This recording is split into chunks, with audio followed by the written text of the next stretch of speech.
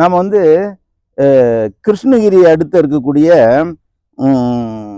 நம்ம அவதானப்பட்டி ஏரிக்கு பின்னால் இருக்கக்கூடிய ரோடு இருக்கு பாருங்க. அது வந்து அக்ரஹாரத்து போகக்கூடிய ரோடுனுடைய இடது பக்கத்தில் இருக்கிறோம். இது வந்து பூமிக்குள்ளே புதைஞ்சிருக்கு இவ்வளோ காலமாக. அதை இப்போ தோண்டி பார்க்கும் பொழுது ஒரு 13ஆம் நூற்றாண்டை சேர்ந்த மிக அழகான ஒரு நடுகல்லை நாம் பார்க்கிறோம். இந்த நடுகல்லானது ஒரு வீரன், பெரிய சைஸ்ல இருக்கக்கூடிய வீரன் வந்து ஒரு ஈட்டியை எய்கிறான். ஈட்டியை எய்து, அதாவது அம்பு எய்து இந்த குதிரை வீரனை கொல்லுவது போல் இதை காட்டியிருக்கிறான். அதே நேரத்தில் இந்த குதிரையில் இருக்கக்கூடிய வீரனானவன் ஈட்டியினால் இவனை குத்துகிறான். ஆகவே ஈட்டினால் குத்தப்பட்ட இந்த வீரன் இறந்ததற்காக இந்த நடுகள் எடுக்கப்பட்டிருக்கிறது. மேலும் இவன் வந்து ஒரு குதிரை மேல உட்கார்ந்து இருக்கிறத பார்க்கும் பொழுது இந்த ஊரை தாக்குவதற்காக, ஊர் அழிவு என்று சொல்வார்கள், இந்த ஊரின் மீது படையெடுத்து வந்த ஒரு குறுநில தலைவன் இவன். இவனால் வந்து இந்த ஊரை காப்பாற்றி கொண்டிருக்கிற காவலன் வந்து இறந்திருக்கிறான். அவன் இறந்தவன் வந்து சொர்க்கத்துக்கு போற காட்சியை மிக அழகா காட்டியிருக்காங்க. 13ஆம் நூற்றாண்டு இதில் பார்த்தீங்கன்னா 2 பக்கமும் வந்து தேவ மகளிர் வந்து இவனை வந்து தேவலோகத்துக்கு கூட்டு போறாங்க. அதுக்கப்புறம் இவன் இறந்த உடனே அவனுடைய மனைவி வந்து தீக்குளிச்சு இறக்குற மாதிரி நம்ம நிறைய நடுகளில் பார்க்குறோம். இந்த நடுகளில் பார்த்தீங்கன்னா அவனுடைய மனைவி வந்து இந்த கையை மேல் நோக்கி காட்டியிருக்கிறாங்க. இது பக்கத்துலேயே அந்த சிதையை காட்டியிருக்காங்க. மொத்தம் 8 அடுக்குகளில் விறகுகளை அடுக்கி அந்த தீ குண்டத்தில் வந்து அவங்க இறங்கி இருக்கிறாங்க. பெரும்பாலும் வந்து இதை வந்து காட்டியிருக்க மாட்டாங்க.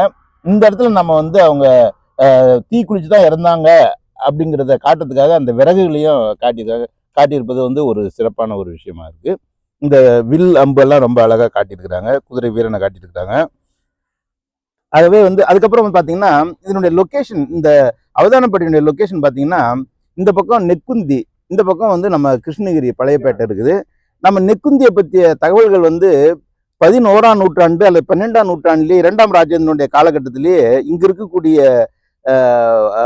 ஆட்சியாளர்கள் வந்து அங்க ஒரு பஞ்சாயத்து மாதிரி ஏற்பட்டு ஒரு வழக்கை வந்து தீர்த்து வைக்கிற காட்சியெல்லாம் நம்ம பார்க்குறோம். ஆகவே நெற்குந்திக்கும் அதுக்கும் நடுவில் ஒரு 5 கிலோமீட்டர் இருக்கு. இந்த 5 கிலோமீட்டருமே குடியிருப்பு பகுதியாக இருந்திருக்கு. ஒரு முக்கியமான ஒரு பகுதியாகவும் வணிகர்கள் மற்றும் அந்த படை வீரர்கள் எல்லாம் போக்குவரத்து உள்ள ஒரு பகுதியாக இருந்திருக்கு இந்த இடம்.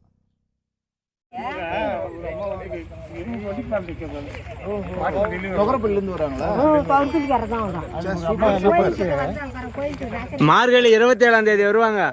கரெக்டா? அவங்க இடையில தனி வந்தாங்க.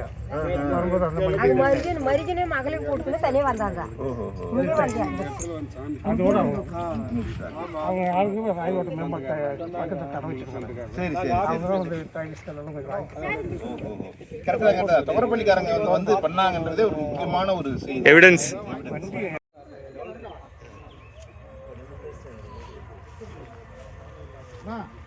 இதே மாதிரி இங்க வந்து வழிபாட்டுல இருந்தது. ஆமா, கீழே வந்து காரை போட்டு, ஆமா ஆமா, அதெல்லாம் மண்ணு போட்டு அது இல்லப்பா, இது அதே தானே.